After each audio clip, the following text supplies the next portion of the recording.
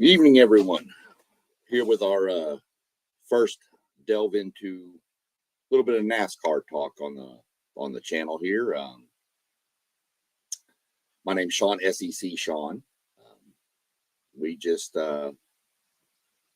trying to jump in and get a little more spread out on our knowledge here with WT Sports Dudes. Give a quick shout out to the crew. We got Robert with WT Sports Dudes. All these are available on YouTube, by the way. You can check out Moss at Level Up Sports 10. You got Parlay Poe, who runs the Blitzburg podcast. Post Game, who runs the Post Game 86 podcast, I believe is the name of his. You got Zaya, you got FanDuel Zay. You can find him, and then T1. You can find him at City League TV on YouTube and Facebook. I believe I got all of our crew locked in on that. Just doing something a little different. It's one of the best, to me, it's the best sporting event for fans. One of the only sporting events, if not the only, that you can not only get free tickets to, free merchandise, you can also, most racetracks allow you to bring in your own cooler with your own drinks and food. Which is totally different. Obviously, you're not going to wind up going to a professional football game and being able to just reach into your cooler and grab out a cold beverage of your choice. But as far as the series goes and what gets me going with it is, I'm a big car guy. I love cars, the old American muscle cars, Mustangs, Chevelles, the old Camaros, Chargers, the old loudness of the big V8 engines. It gets me sucked in. I love it. I just one of those things. Let's see, we got some people in the chat already over here. We got we got Moss over here with Level Up 10 Sports. Evening, Moss. Good to see you. See Post Game popped in. Post Game, how's you? Hope your evening's going good. But as far as it goes with the whole sport is it's a crazy start. If you go back and look at the history of NASCAR, it started by moonshiners running from the law, and they just started there. Let's just, instead of do this, let's race. Pretty good movie out there to give you the intro, the beginning of it. It's called Red Dirt Rising. You can find it on Netflix too. Pretty good little show. Tells you kind of the origins of the sport. Sport's been around 76 years. It's the best form of motorsports in my mind. It's bumper to bumper.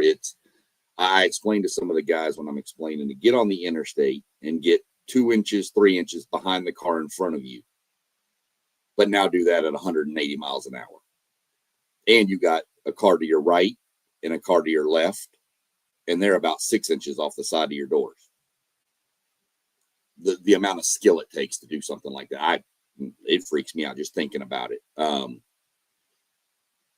You go, you got a lot more. We'll get into a lot more as we go along, but there's one of the things I want to bring out to everybody, and I wouldn't start this till later on, but there's an app out there called the NASCAR app, obviously. And if you sign up and go through and select, and there's little, newsletters, and every Tuesday and Thursday they have a question on there, and every Wednesday they do this Powerball drawing for points, and you just stack points. At the end of the year, the points expire December 12th, but you have different statuses. You have rookie, amateur, and I think challenger as the 3 levels. And they're different point levels, but they give you bonus points for each thing you do. Fantasy teams, the questions, checking into races, which is just simply opening the app and hit check in every race. Normally there's 3 per weekend, so it's 150 points every weekend. You get the 5,000 points. You cash in those points. They send you 2 tickets to the race of your choice, and they're good seats. We've had pretty good seats. Me and my wife, we've gone to. Me and my wife went to 2 races so far with the free tickets, and me and my son went to 1 race so far. We've been to St. Louis, Texas, Bristol Motor Speedway in Tennessee, and Michigan. In the Michigan track from here in Columbus, where I am right now, it's about 2 hours. It's really close. So that's a little bit about the sport and some of the stuff. And as I said, we'll get more in depth as to the app and more of the teams, the dynamics of the teamwork of NASCAR and all that stuff. Different sponsorships, things like that, how the series has evolved over the years. I know I had one person ask me who would be the top 5 drivers all time in NASCAR. And that's a tough one. The first 3 are really easy. Richard Petty, known as the King, has 200 wins by far. The next closest to him has 105. Dale Earnhardt Sr. and Jimmy Johnson. Now, those 3 are easy 1, 2, 3 because those are the only 3 people with 7 championships. In fact, Jimmy Johnson holds the record. He won 5 consecutive. And that's, I mean, you think it's hard winning back-to-back in football, basketball, baseball. Doing 5 in a row in a sport where 36 other competitors are on the field at the same time at every race, 36 races a year. That's probably never, it will probably never be matched again. 4 and 5 can be debated. I put Jeff Gordon at 4 because he has the next, which is the 4 championships. And Jeff Gordon was really one of the first ones to bring kind of the younger crowd in. Everybody called him Hollywood and Pretty Boy and numerous other nicknames. He was like one of the real first big ones from California to make it. So this series, I mean, used to be based pretty much in the South and the East. And now it's nationwide. In fact, last year we raced in Mexico City. They're trying to go international. The 5th person on the list, I don't know about this. I put Darrell Waltrip and then David Pearson. I put both of them. David Pearson is the gentleman with 105 wins. He has 3 championships. Darrell Waltrip has 3 championships and 84 wins. But there was a stretch where Darrell Waltrip was the face of the sport. David Pearson really never was the face of the sport. So I kind of put those 2 in a tie. But look, you start getting into NASCAR, you have a driver, you start following a driver, you could follow a driver who's young right now, up and coming. You turn around and in 15, 20 years, he's retired. You would probably put him at number 5 because you think he's great. My favorite driver retired 2 years ago. Used to drive the number 4 car for Busch Light, Kevin Harvick. This is actually the guy who took over the car after he retired, had Josh Berry. But again, went to the race, got him to sign it. Josh Berry took over for him, but Kevin Harvick was my favorite of all time. He took over after the 2001 Daytona 500, which if anybody looks it up, that was the race that Dale Earnhardt Sr. died in. And he got thrust into taking over Dale Earnhardt's car as a 25-year-old kid. I say kid at 25, but to me, at 25, you're a kid. So there was a lot of pressure on him, and he just became one of my favorites. You ever want to, go back and look at stuff? You can go on the internet and get on either YouTube's NASCAR channel. You can get on there's a site called NASCARclassics.com, which has hundreds upon hundreds of races you can watch. Other than that, there's just so many things in this sport that are so different. And I'm sure some of the stuff I mentioned will pique some more interesting questions. And, feel free if you're watching, drop them in the chat. We'll get to them. We got a couple right now. Excuse me. One from the Robert over here at WTPP Sports Dudes. What's the noise level like at a NASCAR race? Is it louder than 100,000 screaming fans at a college football game? Yes, and it's not close. It's like standing under an airplane as it's coming over the top of you. It is one of the loudest. Some racetracks are different. Michigan, it's only really loud when the cars come in front of you. Bristol, which is a half-mile track, mind you, and the guys are doing laps in 13 seconds. Bristol, me and my wife could not speak to each other because we couldn't hear each other the whole time. You have to wear earplugs at a Bristol, and I would suggest wearing them at all times, and especially if you take children, make them wear earplugs. A race like Michigan, I don't normally wear earplugs, but at the smaller tracks, I do. You can't. There's no comparison. You could take 100,000 fans at all your premier college football programs, and I'm not sure it'd be as loud as a NASCAR race. You're talking 500 to 700 horsepower times 36 cars. It's pretty intense. Next, same person here. Okay. What's your best memory at a live race?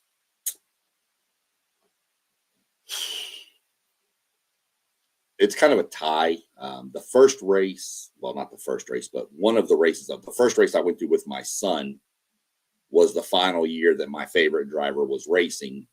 And so I drove over to St. Louis and got to watch him race one last time live. That was pretty cool. And to share it with my son, and my son got kind of hooked into the sport. He goes to the St. Louis race almost every year now. The other part of it would be the year we went down to Bristol, Tennessee, me and the wife. We made a whole weekend of it. We went to Charlotte to the NASCAR Hall of Fame. I'll get more into that at the end of this podcast. But my wife is one that she would watch it. It'd be on TV and she'd peek up when I say something about, big wreck or whatever. She'd look. But she wasn't really into it. And I took her to a race. She's locked. You go to a race one time, you'll be locked in. And that's all there is to it. So those are probably my two favorite memories. Let's see. What do we got next? Are NASCAR drivers the most skillful of all the race car drivers? I would have to, in my mind, yes. There will be a claim made that the guys that drive the Indy cars or the Formula One cars are more skillful. But to me, these NASCAR guys, yes, a lot of it, people think you just turn left, you turn left, you turn left all day. We have courses and road courses and street. We raced in downtown Chicago last year. We're racing on a naval base next year. There's right-hand turns, left-hand turns. But in the other series, there's a lot more penalties for bumping somebody or cutting somebody off, where in NASCAR, it's kind of encouraged. They're in my way. I need to go. You hit them in the rear. They move up the track a little bit. You go on right underneath them. You do that in any other form of motorsports? No, that's a penalty. Sorry. So, to me, they're the most skillful, because you've also got 36 cars on the track, sometimes more. And you've got all of them bunched. Normally, they're near each other. There are races where they get spread out, but a lot of times you've got 36 cars that you could literally say from the time the first car crosses the start-finish line to the last car, there's sometimes that whole gap is 2.2 seconds. And that's to be able to keep a car off each other, away from each other, literally bump somebody on some of the tracks, Daytona, Talladega. They will literally hit each other on purpose to push them forward over and over and over. One wrong push and it wrecks. But they're so skilled at doing it. It's one of the most insane things I've ever seen. So I would say NASCAR drivers are the most skillful. You get an argument from other things, from other people, just stating, that they like F1 better. F1's the movie stars. NASCAR's the blue collar boys. It's just the way I look at it. So yeah, even Robert jumping on earplugs. Yeah, it's super loud.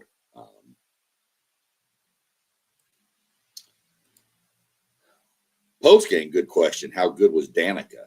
Um, Danica was good, but Danica was one of the first females to really take a shot at the NASCAR real hard.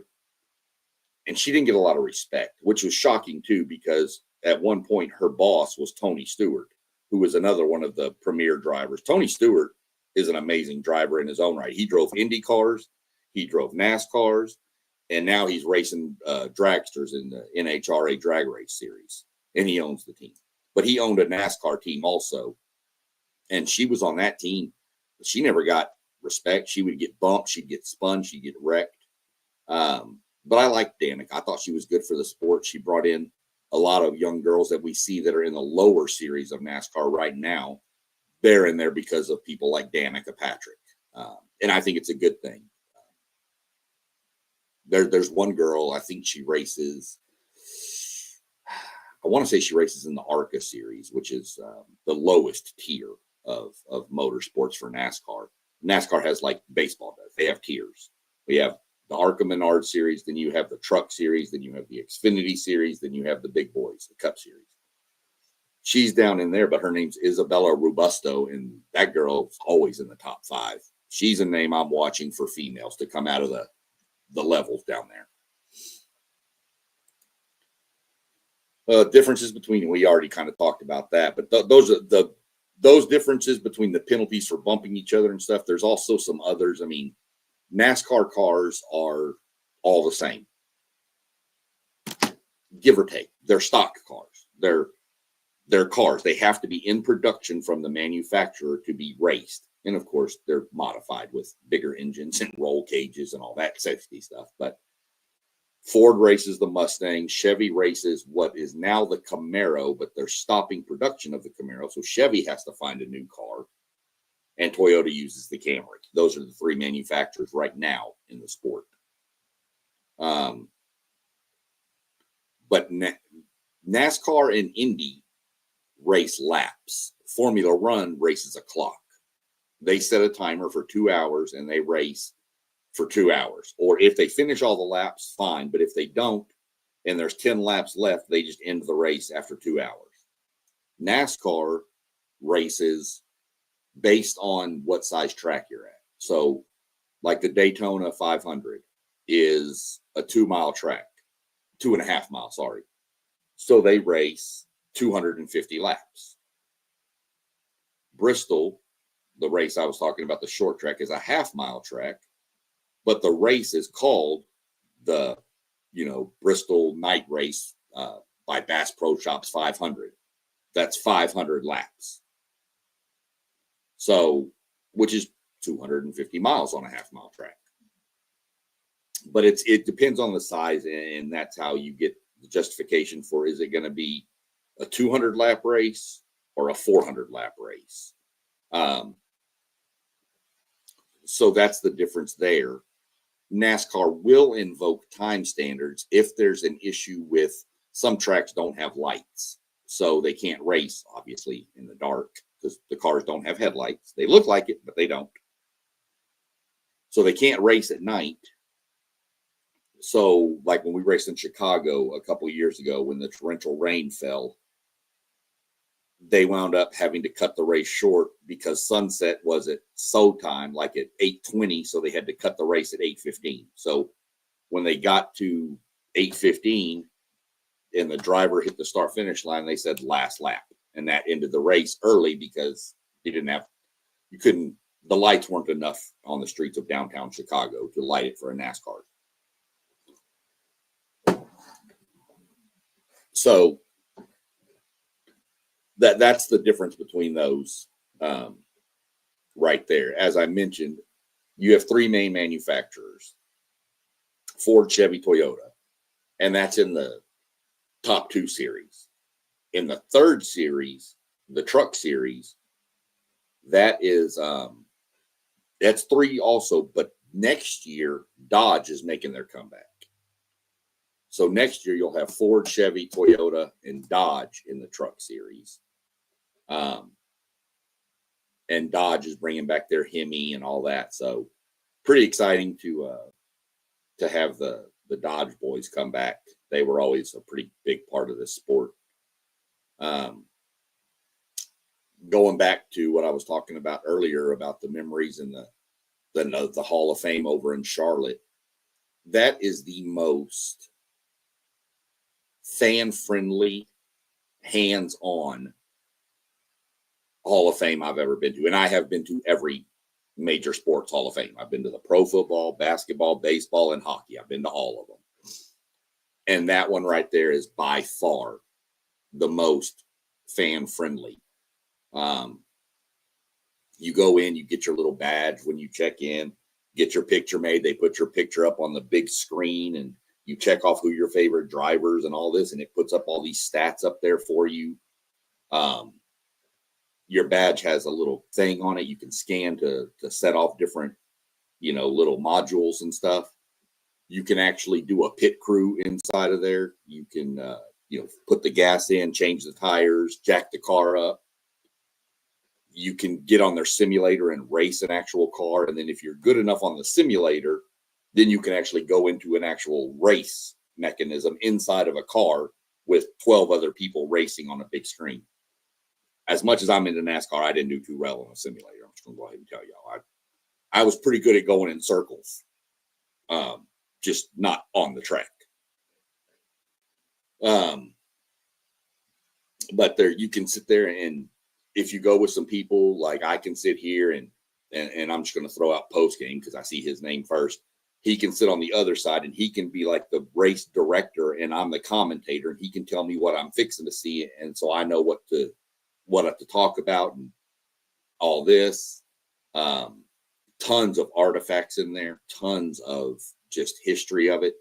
They've got when you first on the first floor, they've got cars and you can see them from outside, and then the track just does this. And you can actually stand on what the banking is like. Some of these bankings are 36-degree bankings. You're talking like this, and the cars are going in circles around them. Some tracks are flat, pretty flat. They're not all perfectly flat, but pretty flat. So there's a lot to it. It's one of the best events to me. Going to a NASCAR race is not going to the race. Yes, there's a race there, but let me tell you something. When you get on there and you pull up to the track, you'll have 100,000 people, 50,000 people, 90,000 people, whatever the case may be. And there's just stuff. It's like a huge carnival before the race starts. Merchandise haulers, NASCAR cars to sit in, question and answers with some of the most popular drivers. There's so many different things going on. We get to the race if the race starts at 2, we normally get to the racetrack about 10 o'clock. And then by the time we're done looking around and doing everything, we're racing to get to our seats because we've lost track of time. So there's all kinds of stuff to do there. It's more of an event than it is just a race. And if you have the time and the effort and the energy, you can literally, the track up at Michigan, that's a 3-day weekend race. The truck's on Friday, the Xfinity on Saturday, and the Cup on Sunday. You go to all 3 of them and have a different experience at all 3 of them. So it's just one of those things that it's not as popular in the northern areas. I mean, it's pretty popular in Columbus, I'll tell you that, but mainly because y'all have a driver named Ryan Blaney who's from Columbus, Ohio. Menards, the autos, the store, they're the big sponsor of the ARCA series. They sponsor numerous race cars. Kroger's a big sponsor. There's tons of things in this sport that to me make it the most exciting sporting event I've ever been to live. I don't know what else. Let's see. Where else can we go with this? like I said, the app and stuff for the free tickets and free merchandise and stuff, we'll get into all that as we get closer because it's pretty much shut down for the year. The season just ended last weekend. And so it'll probably be sometime right after the first of the year, they'll crank it back up. And that's when I would tell everybody to get the app. And then, this podcast will be going. Trying to do it every Friday. May miss a few here and there, but when I am on, you can drop comments. You can ask questions about the app. You can do whatever. I mean, I'll go through the whole setting up a fantasy team, all that good stuff. It's pretty exciting. You're not going to get excited and hooked on it watching it on TV, but get the app, get some free tickets, go to a race up in Michigan, Indianapolis. We race at Pocono over in Pennsylvania. St. Louis is only 6 hours. There's talks they're going to bring back the Kentucky Speedway, which is just south of Cincinnati.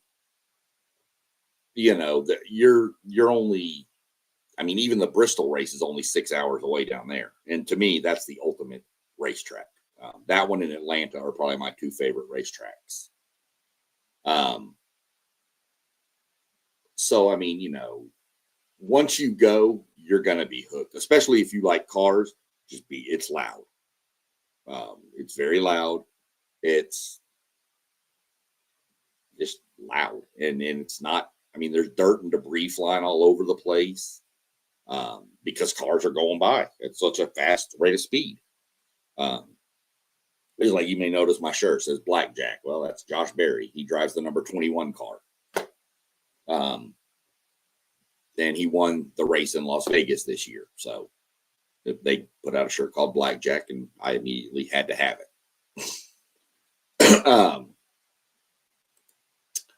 Best venue to go to?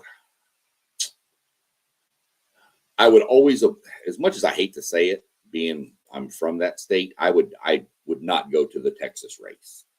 It's normally a pretty good race. The problem here recently, it had a few bad spots, but you got to remember you're outside and you're in Texas, and it's normally in like May or June. So it's not real fun. It's super hot. Best venue to go to. I like Atlanta. Atlanta is fun. There's a lot to do. It's south of Atlanta. It's not necessarily in Atlanta, but it's south of Atlanta by about probably 45 minutes. But there's plenty of stuff to do. If you could make a whole week out of it, which is what me and my wife do, by the way. We pick a race and then we plot a vacation around that race. So we go like 3 days early and go tool around, and then we take a couple of days to get back, and we just kind of tool around coming back to Columbus. So that's how I would base it. Bristol is amazing because of the scenery. It's up in the mountains, and you got the mountains, and then the racetrack is sat down in a bowl. They call it the world's last great Coliseum. That one's really good. Michigan is good, but Michigan is good if you're more into just flat out speed. There's times in Michigan those cars are topping 200 miles an hour. It's one of the fastest, if not the fastest track on the circuit nowadays. In fact, I want to say that's where Tony Stewart set the all-time speed record in qualifying, and it was like 212 miles an hour. That may not have been it. He may have hit that speed in the race. I'd have to look that up. But yeah, he was at 200. Somebody was clocked at 212, and I'm pretty sure it was Tony Stewart. I know Bill Elliott did it down south. Bill Elliott did it down at like either Talladega or Daytona. But that was before they put so many more rules in to control the speed of the cars at those big, huge super speedways. If you didn't have the control of the cars like they do now with all the safety enhancements, these cars would be pushing 230, 240, and they would just become airborne missiles. They're that fast, and they're 3,500 pounds, and they get airborne like it's nothing. go back and watch the 2023 and 2024 Daytona races in the spring or fall, sorry, whichever. 23 and 24, it was either Daytona or Talladega. It could have been both. The races there were some wrecks that will just freak you out. One guy barrel rolling 14, 15 times, gets out, comes to the racetrack, races the next week. You got another guy, my guy, Josh Berry, was leading the race, got clipped in the rear bumper, goes sideways, flips upside down, goes at about 150 miles an hour at this point into a wall, upside down, head on. Gets out of the car like nothing's wrong. I'm sitting there like looking at the TV going, get out of the car, you know. So those are some of my best venues. Those are the three I like the most. St. Louis is fun too. St. Louis is a little 1 mile track right there. It's actually in Illinois, but we call it St. Louis because it's literally right next to St. Louis. That's a fun little track. We had a really good time there. They put on a really good show at that event. Those are probably my top four. I don't know that I could choose one. What Doug say here? Doug Jones. I used to go see the funny car races up on the north side of Houston. Yeah, funny cars are fun. Drag racing is fun. You definitely wear earplugs to a drag race. It's so much louder than the NASCAR even. But the NASCAR, the funny cars were crazy. They race right up here too in Hartford. I believe it's Hartford. See what this one is from Doug. What's the track in Fort Worth? That is Texas Motor Speedway. It's a good race. They race there. It varies. They move the schedule around. The schedule's out for next year. I just don't have it in front of me right now. I'm taking a little bit of a break since it just ended. Taking a little bit of a break. Want to get this podcast rolling, man, so we can get some more people involved, get some more people excited about this sport. But they race there normally May. Every now and then they'll throw that race in September, which isn't bad. But man, if it's in May or June, like I said, you don't want to go to that race. It's so brutal. The heat and that many people, it's not worth it. I've always said they need to put that race at night because that is a track that does have lights. And when they've raced there at night, it's been really good racing. So I'm hoping they'll go back to a night race there. That would make it a lot more bearable. So you've just got there's so many different elements to this sport there's so many levels to peel back, so to speak. There's a team, there's a dynamic in the team, but yet you don't do the team dynamic because you've got to win or want to. Prime example, you've got Penske, who owns 3 cars in the Cup Series, which is the number 2, 12, and 22. The 2 is driven by Austin Cindric, the 12 is driven by Ryan Blaney, and the 22 is driven by Joey Logano. They also have the 21 car, which that's like a alliance car for the Wood brothers, which is, of course, my guy. But they all have a dynamic that I don't care what you do as long as you don't wreck your teammate. Some teams are like, doesn't matter what you do. Whoever wins the race wins the race. But Penske is like, don't wreck your teammate to win the race. And, you have just different dynamics because you have a team. Then you have, an owner of the team who's got 3 separate teams, but yet they're all one team. And, it's just a crazy dynamic in the sport. It's the weirdest dynamic of all the major sports, especially when you take into consideration that when you think about it, the season just ended and the Daytona 500 is less than 100 days away. So the Sunday after the Super Bowl is the Daytona 500 every year. So you have the Daytona 500 in less than 100 days. So these guys, even though the season just ended, they're all back at the race shop building cars for next year and prepping and testing and simulating and all that, because they have to. It's a year-round thing. There is no really off season.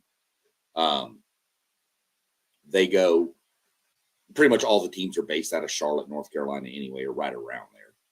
And they're all back there working on their cars. They'll get to Daytona. Once they get to Daytona, they will race for 36 consecutive weeks. 36 weeks.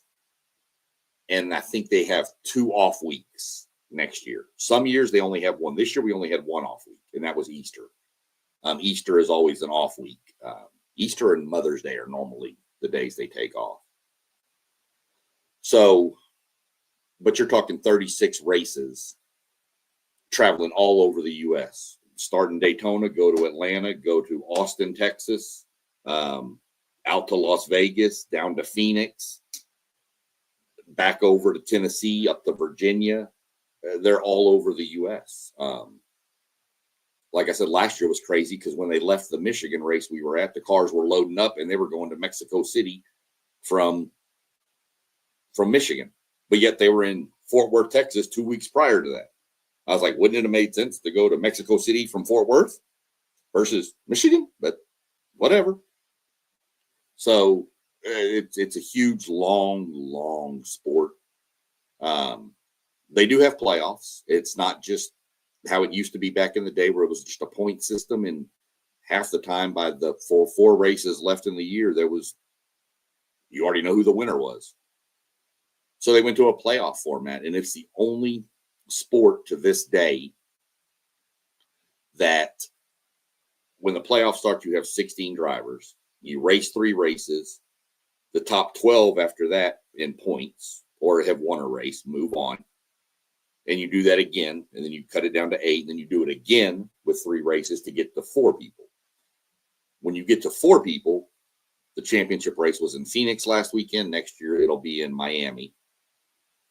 When you get down to those 4 people, it's not just those 4 on the track, though. There's all 32 other cars on the track also. So you don't have to win the race to win the championship, but you have to beat the other 3 competitors that are in the top 4. But you still got 32 other cars on the track. So you could be leading the race. Somebody in second place or somebody in a lap car up ahead spins out. You run into them. You lose the championship because somebody else's problem. It's the only sport that involves that. And you've got to also take into the fact that these cars are cars. Motors break. Brakes give up. Clutches go out.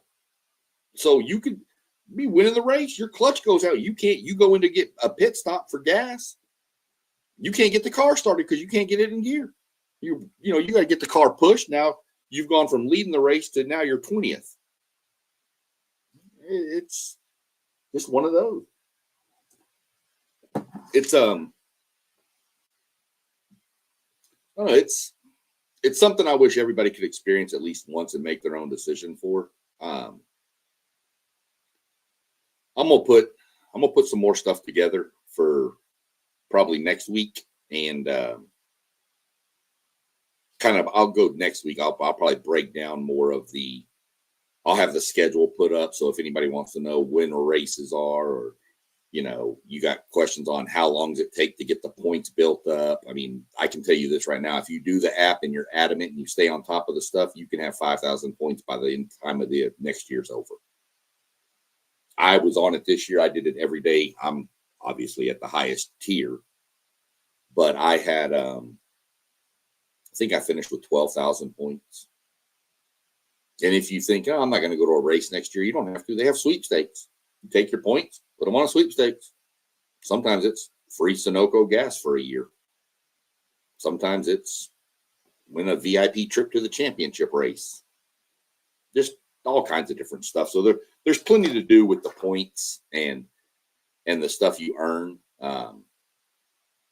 It's not just race tickets. So just you know, like I said, if you want, I mean, we'll get more into it. We'll get some more questions from y'all. We'll get some people rolling in. We'll knock out what we can do and see if we can turn some people on and get this rolling. I mean, like I said, to me, no better fan experience than this place. Best sporting event fan experience I've ever been to, and I've been to every major sporting event there is. It's one of those things that's just so phenomenal. So looks like the questions have slowed down. Anybody got anything else before we get on out of here? If not, we're going to get on out of here, and I'm going to go crank up and spend the evening with the wife and relax.